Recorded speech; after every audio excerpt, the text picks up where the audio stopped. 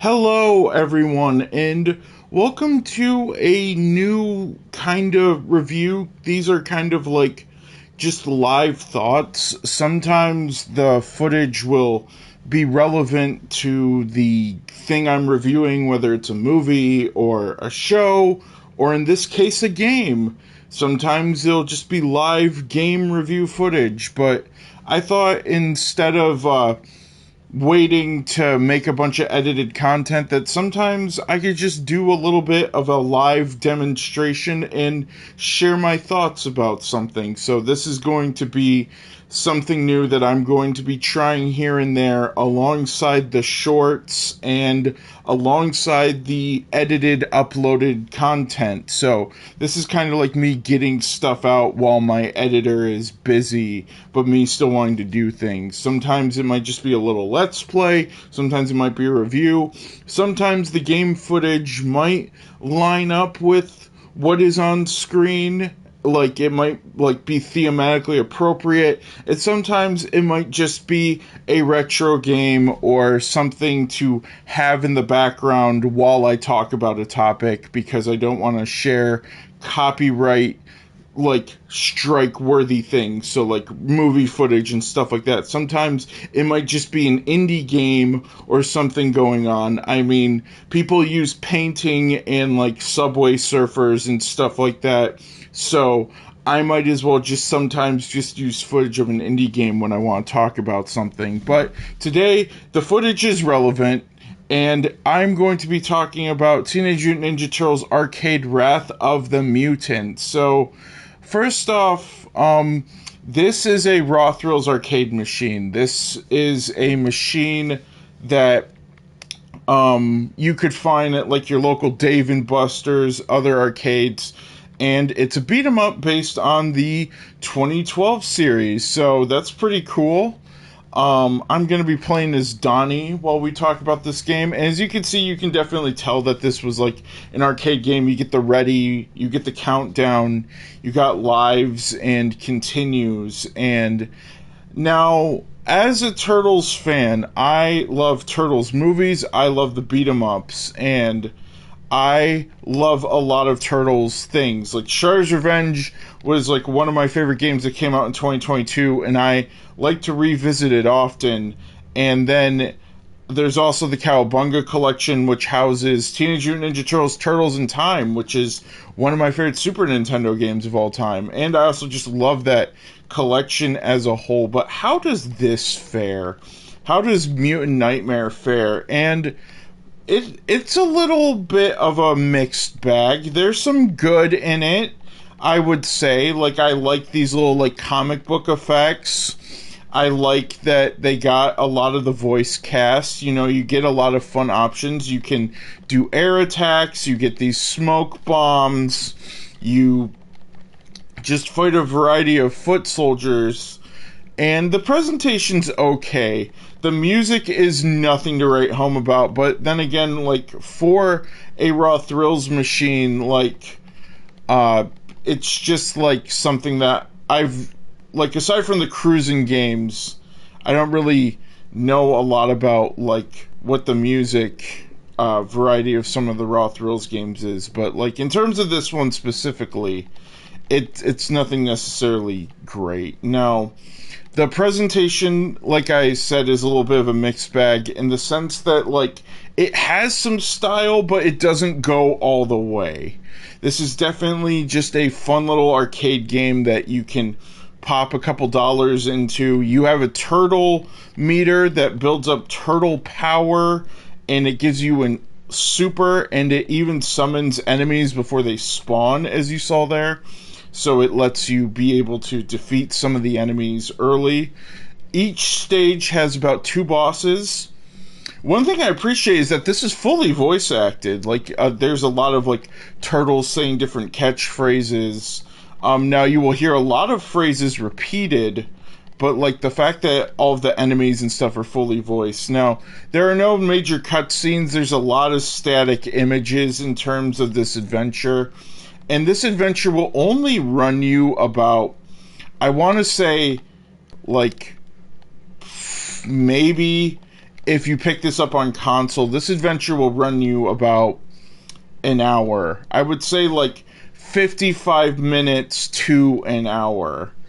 And you have a few various items you can pick up. You got these shurikens, you got the ice cream cat that bounces off of the walls, you have the smoke bomb that stuns enemies, and then of course there's the turtle power, which you just want to use that whenever, because not only does it work on bosses, but they constantly are throwing things at you that give you turtle power, and so your meter would be filling up constantly.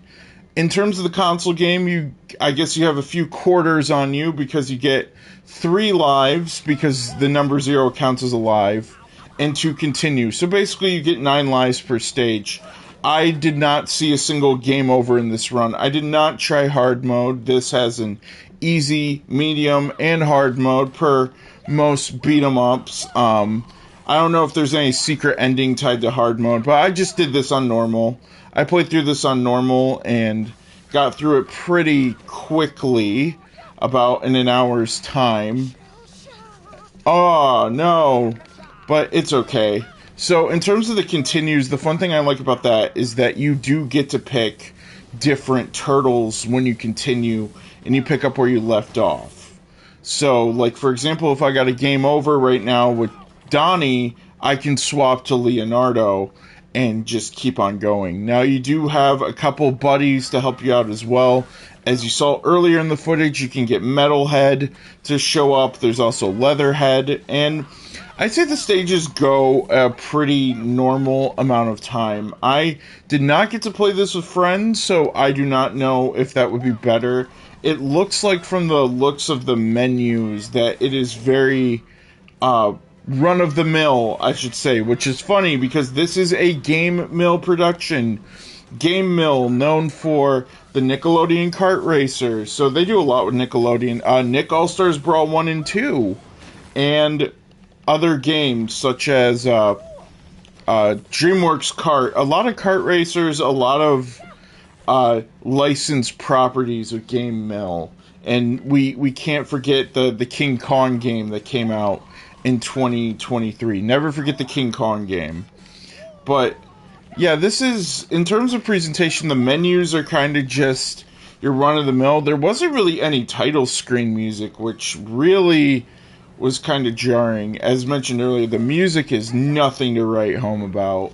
The sound design is cool. Visually, it gets a little bit better. I do like the graffiti look, the comic book pop, stuff like that turtle hand telling me to go, stuff like that.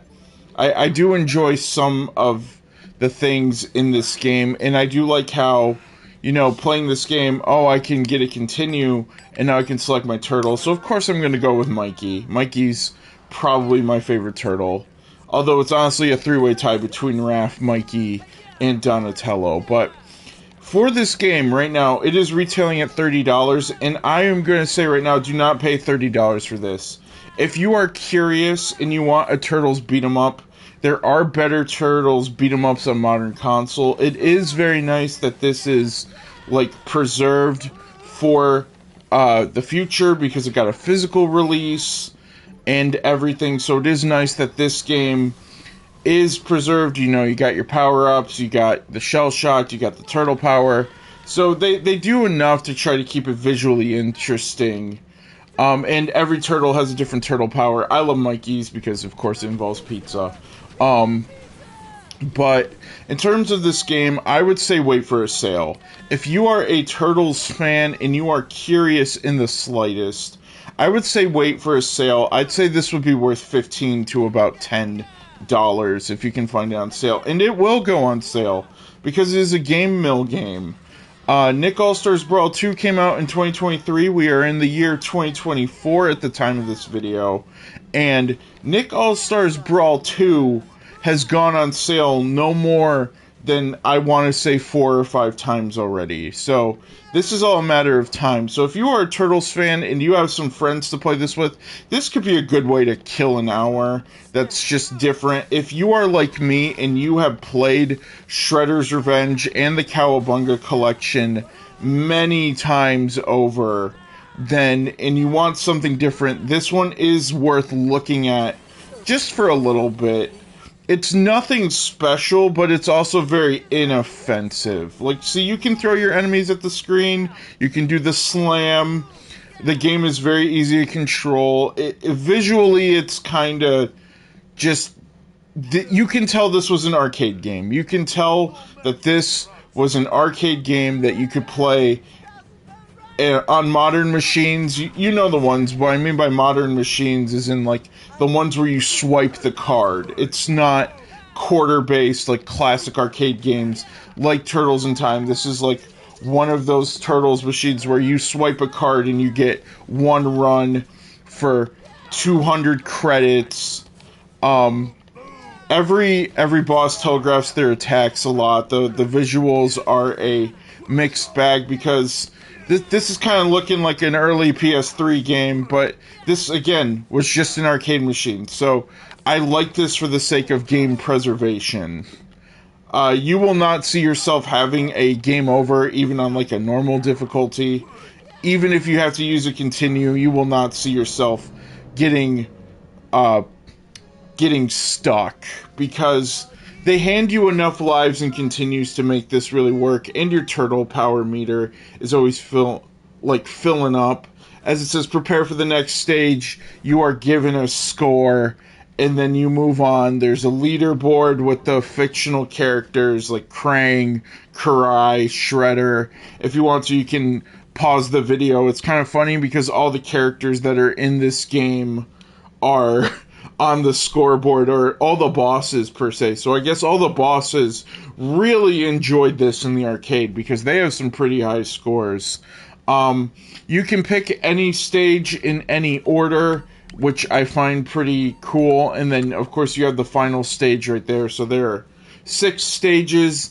After you beat the final stage, the credits will roll, and it's the end of the game. And that is all I can really say about Wrath of the Mutants. There are 3 files, and this translated to consoles only pretty well. It translated pretty decently, but the lack of catchy music, the ho-hum presentation hold it back from being truly great. It's an okay time. There is fun to be had, and it can be pretty fun, but overall, it's definitely not worth it at full price. But if you're a Turtles fan and you played a bunch of Shredder's Revenge and the DLC and the Cowabunga collection, then this is worth checking out at sale price. But thank you so much for checking out this different kind of video. I do want to try doing these a couple more times, along with the edited stuff and the shorts. So thank you for joining me for a kind of fun little showcase of a game with my thoughts. But until the next time, take care of yourself, take care of your mental health. I'm Homecoming Hero, and I will see you on the next Late Night Sprites.